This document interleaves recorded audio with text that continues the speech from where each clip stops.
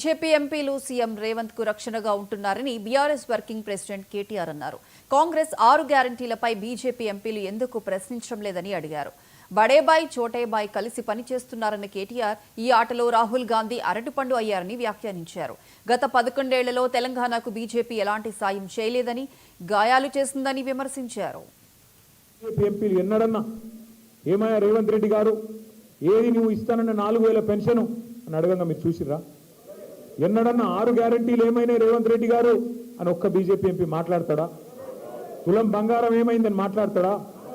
రైతు బంధు ఎందుకు వేస్తలేవు అని మాట్లాడతారా ఒక్క బీజేపీ ఎంపీ? రైతు రుణమాఫీ ఎందుకు జరుగుతలేదని మాట్లాడతారా? ఒక్కరు మాట్లాడరు. కానీ కేసీఆర్ గారి మీద మాత్రం ఒంటికాలతో లేస్తారు బీజేపీ వాళ్ళంతా. రేవంత్ రెడ్డికి రక్షణగా, రేవంత్ రెడ్డికి సహాయంగా, రేవంత్ రెడ్డి చేసే ప్రతి తప్పును వాళ్ళే కవర్ చేస్తూ కాపాడుతూ ఇవాళ మొత్తం రేవంత్ రెడ్డికి ఒక రక్షణ కవచం లాగా నిలబడ్డదే ఈ బీజేపీ ఎంపీలు, ఇక్కడ ఉన్న బీజేపీ పార్టీ. ఒక్కటి కాదు, ఇట్లా చెప్తే ఒకరినొకరు కాపాడుకుంటారు.